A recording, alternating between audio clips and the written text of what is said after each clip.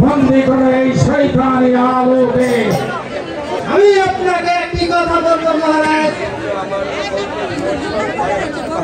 কিন্তু আমার বলতে ভয় হচ্ছে মহারাজ। আমি তোমাকে অভয় দান করলাম, কি বলতে চাও তুমি ভয় বলতে পারো। মহারাজ মহারাজ কি বলবো, বলরানী যে চরিত্র আমার সম্মুখে দাঁড়িয়ে বলরানী সম্বন্ধে হের অনুরোধ করতে তোমার সাহস বলো কি করে।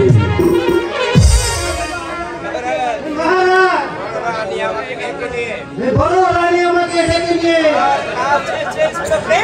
আমার কাছে যে প্রেমিক আমি কি শুনতে পাচ্ছি এই কথাটা শুনবার আগে আকাশটা ভেঙে গেল, আমার মাথায় পড়লো না, ফুসকে গেল না কেন আমার পায়ের তলা থেকে মাটি। তুমি রৌরব হয়ে যাও, তোমারই বিশ্বাসী আমি তোর বিচার করব। এই কথাটা আমি কিছুতেই মানতে পারছি না যে ভিখারির কন্যা রাজন্য খেয়ে খেয়ে তোর দেহে তেল জমেছে, আমি চাপকে চাপকে বের করে নেব। আজ নিশীথে একটি স্বপ্ন আমি দেখলাম, কে যেন আমার সুখের ঘরে দুঃখের আগুন জ্বালিয়ে গেল।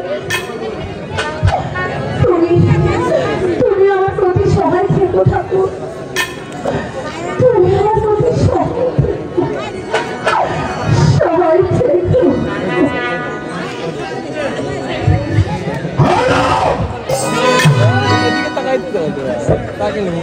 শয়তানি রাজারানী বিশ্বাসিনী, তোর এতবড় সাহস হলো কি করে রাজপ্রাসাদে থেকে রাজন্য খেয়ে আমারই চাকর সেনাপতির সঙ্গে তোর প্রেম নিবেদন করার সাহস হলো কি করে? বল বল। মহারাজ আপনি কি বলছেন? আপনি যার কথা বলছেন আমি এই প্রাসাদে আসার পর থেকে আমি তার মুখখানায় পর্যন্ত দেখিনি, কিন্তু আপনি এই কথা বলেন কি করে মহারাজ? ছেলেদের ভিখারির কন্যা, তোমাকে বিয়ে করে আমি দিয়েছি রানীর মর্যাদা, রাজন্য খেয়ে খেয়ে তোমার যে চোখে জমেছে এটা আমি বুঝতে পেরেছি। সেই লোক তোমার ইচ্ছা দেখেছে আমি যে তোমাকে কি করবো তুমি তো ভেবে করতে পারবে না।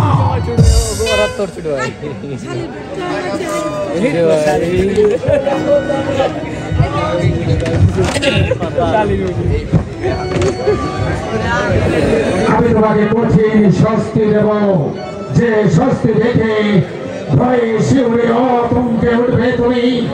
আমি এই মুহূর্তে তোমাকে আমার প্রাসাদ থেকে দাঁড়িয়ে বলো, আমার প্রাসাদে তোমার কোনো স্থান নেই। এইকে আছে করে হায় খাবকে বাঁধিয়ে দে।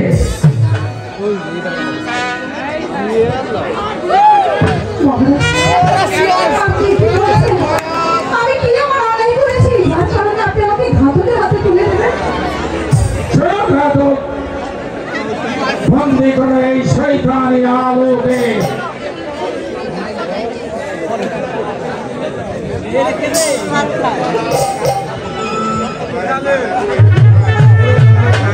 আমার মাকে ক্ষমা করুন মহারাজ, ভুল করে দোষ নেই মহারাজ। তুমি জানো না ও যে অন্যায় করেছে, যে অপরাধ সে করেছে তা ক্ষমা যোগ্য, তাই তো তার ক্ষমা হতে পারে না। ওকে বন্দী করে আমার সম্মুখ থেকে ফিরে যাও।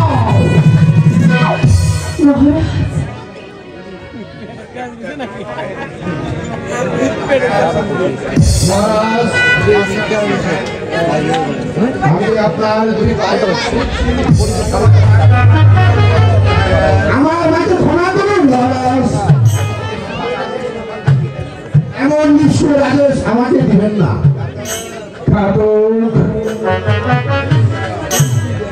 চাও, ঘাতক রাজাদের শপথ বস্ত্রে পালন করবো। আমার চাকর মনিবের আদেশ পালন করাই চাকরের ধর্ম বন্ধ করে নিয়ে যাও আমার সম্মুখ। মহারাজ ভেবে দেখুন মহারাজ,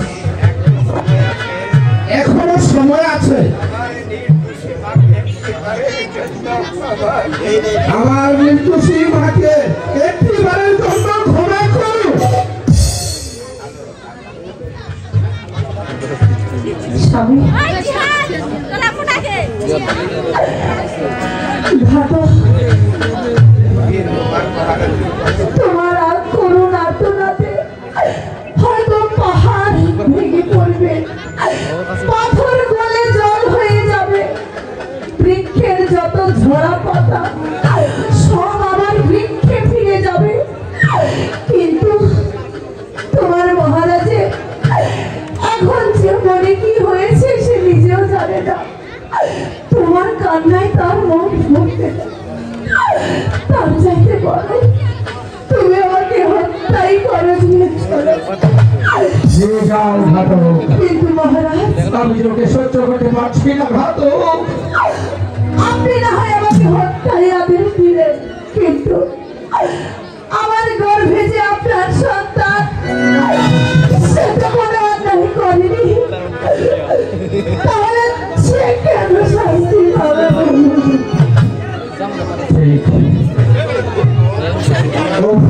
ভগবান, এখন আমি কি করবো? ভগবান, এখন আমি কি করবো? ঘাতক, ওকে নিয়ে যাও। ঘাতক, ওকে নিয়ে যাও। হত্যা না করে ওকে বনবাসে দিয়েছো। আয় মা, মহারাজ তোকে ক্ষমা করবে না। আয় মা,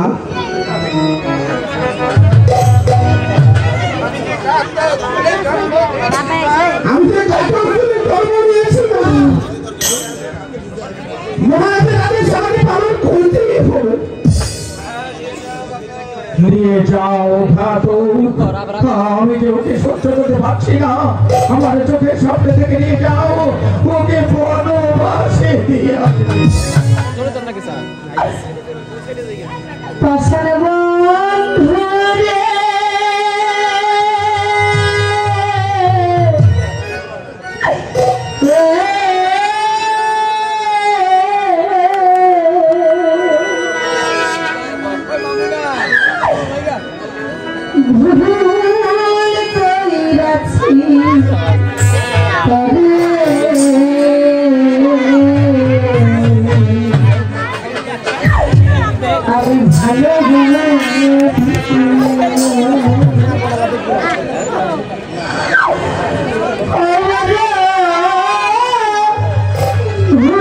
ভুল কইরাছি তবে আমি ভালো